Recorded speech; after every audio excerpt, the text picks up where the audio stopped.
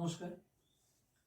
আজকে আমি চতুর্থ শ্রেণীর গণিত বার্ষিক পরীক্ষার সঠিক প্রস্তুতি এই নিয়ে কতকগুলো অঙ্ক প্রশ্ন নিজেই বানিয়েছি এবং তার সলভ করে দিয়েছি আমার প্রিয় দর্শক এবং আমার ছোট ছোট যারা পরীক্ষার্থী চতুর্থ শ্রেণীর বার্ষিক পরীক্ষা দেবে তাদের কাছে আমার আগাম শুভেচ্ছা থাকছে। সঙ্গে আমি কতগুলো অঙ্ক সাজিয়ে নিয়েছি নিজের মতো করে, যেগুলো কথার অঙ্ক, গণিত বিষয়ক আছে, কিছু গুণ বিষয়ক, কিছু হচ্ছে ভাগ বিষয়ক। এই প্রশ্নগুলো আমি আপনাদের দেখাবো এবং তার উত্তর কিভাবে করতে সেটাও দেখাবো।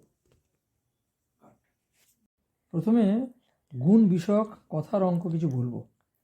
দেখুন, আমি নিজেই একটা অঙ্ক বানিয়েছি এবং সেটা উত্তরে করেছি। গল্পের বইতে 107টি পাতা আছে, প্রতিটি পাতায় 27টি করে লাইন আছে, তাহলে বইতে মোট কতগুলি লাইন আছে? এটা ছিল প্রশ্ন। আমি এভাবে উত্তরটা করেছি।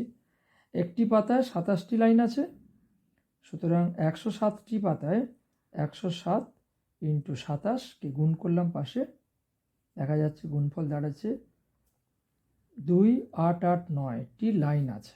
এটা হলো এইভাবে উত্তরটা। পরে প্রশ্ন যাচ্ছে, একটি পেন্সিল বক্সের দাম 35 টাকা হলে এরূপ 60টি পেন্সিল বক্সের দাম কত? দুটো অঙ্কই কিন্তু গুণ বিষয়ক, মানে মাল্টিপ্লিকেশনের অঙ্ক। উত্তরে যাচ্ছি, একটি পেন্সিল বক্সের দাম 35 টাকা, সুতরাং 60টি পেন্সিল বক্সের দাম 60 ইন্টু 35 টাকা সমান সমান 2100 টাকা। এখানে রাফে আমি সেটা মাল্টিপ্লাই করে দেখিয়ে দিয়েছি আপনাদের জন্য। পরের অঙ্কে যাচ্ছি ভাগ বিষয়ক। তোমার মা তোমাকে 280টি চকলেট দিলেন, শ্রেণীর বন্ধুদের মধ্যে সমান ভাগে ভাগ করে দিতে। ওই দিন শ্রেণীতে 40 জন ছাত্রতে উপস্থিত ছিল, তাহলে প্রত্যেকে কয়টি করে চকলেট পাবে? খুবই সোজা উত্তর। অঙ্কটাও খুব একটা ভাগ বিষয়ক অঙ্ক। তোমার কাছে ছিল 280টি, 280 শ্রেণীতে উপস্থিত ছাত্রছাত্রী ছিল 40 জন, তাহলে 280 ডিভাইডেড বাই 40 ভাগ চিহ্ন 40, 7টি করে চকলেট প্রত্যেকে পাবে। বোঝা গেল? খুব সহজ অঙ্ক ছিল। ছাত্রছাত্রীদের জন্য আমি সহজ করে আরও কয়েকটা অঙ্ক নিজে বানিয়েছি, যেগুলো এই শ্রেণীতেই রয়েছে। পরের অঙ্ক যাচ্ছি। 15ই আগস্ট স্বাধীনতা দিবসের দিনে একটা ঝুড়িতে কমলা লেবু আনা হলো, যাতে 150টি কমলা লেবু আছে। ওই দিন শ্রেণীতে মানে ক্লাসে 25 জন ছাত্রছাত্রী উপস্থিত ছিল, তাহলে প্রত্যেকে কটা করে কমলা লেবু পাবে?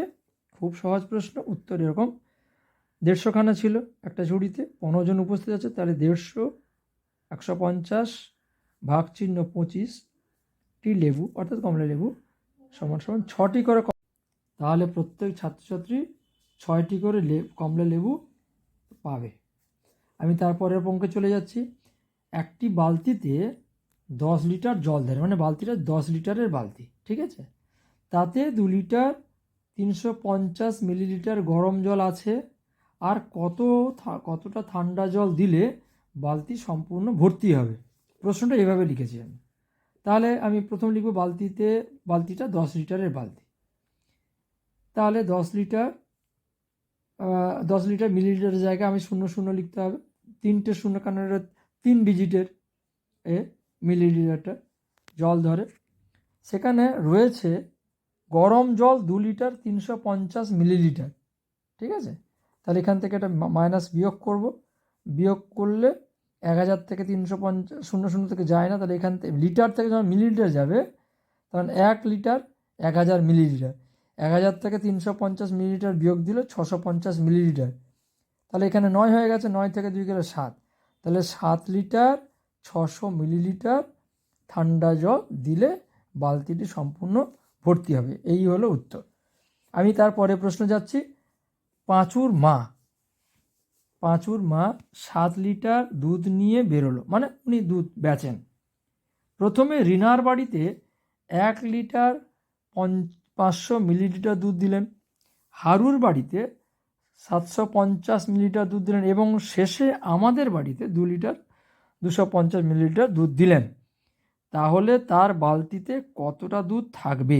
এই আমার প্রশ্নটা আমি নিজেই বানিয়েছি। উত্তরটা এরকম হবে, রিনার বাড়িতে দিলেন, তাহলে যতটা তিনি দিয়েছেন বালতি থেকে সেটাকে প্রথম যোগ করলাম। 1 লিটার 500 মিলিলিটার, হারুর বাড়িতে 750 750 মিলিলিটার, আমাদের বাড়িতে 2 লিটার 250 মিলিলিটার, টোটাল যোগ করে দেখা গেল 4 লিটার 500 মিলিলিটার। এটা 150 মিলিলিটার যেটা হলো, সেইখানে 150 মিলিলিটার মানে 1 লিটার 500 মিলিলিটার, 1 লিটার এর সাথে যোগ হয়ে গেল, তাহলে টোটাল হলো 404 লিটার 500 মিলিলিটার। তাহলে সে তার কাছে ছিল টোটাল কত বালতিতে? তার কাছে ছিল 7 লিটারের দুধ। তাহলে 7 থেকে 4 লিটার 500 মিলিলিটার বাদ দিলে হলো 2 লিটার 500 মিলিলিটার বালতিতে দুধটা থেকে যাবে। এবার আমি কিছু জিওমেট্রি আছে, মানে জ্যামিতির কিছু প্রশ্ন আছে, জ্যামিতির বিষয়ক কিছু প্রশ্ন আছে। আয়তাকার বাগান, চারদিক 54 মিটার বেড়া দিতে লাগবে। তো প্রস্তর যদি দৈর্ঘ্য প্রস্থ, আপনারা জানেন যে আয়তাকারের দৈর্ঘ্য প্রস্থ আছে, এরকম একটা ছবি আমি আপনাদের দেখাচ্ছি, এইটা দৈর্ঘ্য দিক, এটা প্রস্থের দিক। তাহলে দৈর্ঘ্য যদি প্রস্থের দিকটা 10 মিটার হয় তাহলে দৈর্ঘ্য কত হবে? আপনারা জানেন, অনেকেই এর বাচ্চারাদের যা উদ্দেশ্যে বলছি, যে পরিসীমা মানে চারদিকটা বেড়া দেওয়া মানে পরিসীমা। তাহলে 2 ব্র্যাকেটের মধ্যে দৈর্ঘ্য প্লাস প্রস্থ সমান পরিসীমা। তো পরিসীমা 54। এভাবেও করা যায় সহজভাবে, যে দুদিকে 10 10 প্রস্থ যদি হয় তাহলে 20, এদিকেও 10 এদিকেও 10। আমরা জানি আয়তাকার একটা বর্গক্ষেত্র মানে যার দৈর্ঘ্য যতটা প্রস্থ ততটা, সরি ভুল বললাম, দৈর্ঘ্য উভয় দিকে দৈর্ঘ্যর যা লেন্থ হবে প্রস্থটাও দুদিকে একই হবে। যদি দৈর্ঘ্যটা 10 হয় প্রস্থ তার থেকে বেশি, এটা আয়তাকার বলেছি। তাহলে এদিকে প্রস্থ 10 এদিকেও প্রস্থ 10, তাহলে 20। তাহলে টোটাল 54 থেকে 20 বাদ দিলে হচ্ছে 34। তার দুদিকে দৈর্ঘ্য কত হবে? 34 ডিভাইডেড বাই 2 মানে 17 মিটার করে হবে দৈর্ঘ্য। আর এভাবে যদি করি এটাও বার করা যায়। বর্গাকার মাঠের বাহুর দৈর্ঘ্য, একটা বর্গাকার মাঠ মানে চারদিকটা সমান, প্রত্যেকটা বাহু 34 মিটার হলে সম্পূর্ণ মাঠটি দেওয়াল দিয়ে ঘিরতে কত লম্বা লাগবে? একটা বাহুর দৈর্ঘ্য 37, তাহলে 4টি বাহু একই রকম মাপের, তাহলে 4 দিয়ে গুণ করলাম 37কে, হয়ে গেল 37 ইন্টু 4, 7 4 28 8 হাতে 2, 4 3 13 14, 148 মিটার দৈর্ঘ্যের দেওয়াল দিয়ে মাঠটি ঘিরতে হবে। এই ছিল আজকের বাচ্চাদের, ছোটদের, চতুর্থ শ্রেণীর ছাত্রছাত্রীদের জন্য, এই ছিল আজকের চতুর্থ শ্রেণীর ছাত্রছাত্রীদের জন্য আমার ছোট্ট প্রয়াস। যদি আপনাদের ভালো লাগে তাহলে একটা লাইক করবেন অবশ্যই, এবং আপনাদের পরামর্শ আগামী দিনে আরও সুন্দর করে আপনাদের সাহায্য করার জন্য, পড়াশোনার প্রস্তুতি যদি আমি বাচ্চাদের কিছুটা সাহায্য করতে পারি, এই আমার করার উদ্দেশ্য। সবাই ভালো থাকবেন এবং সাবস্ক্রাইব করতে ভুলবেন না। ধন্যবাদ।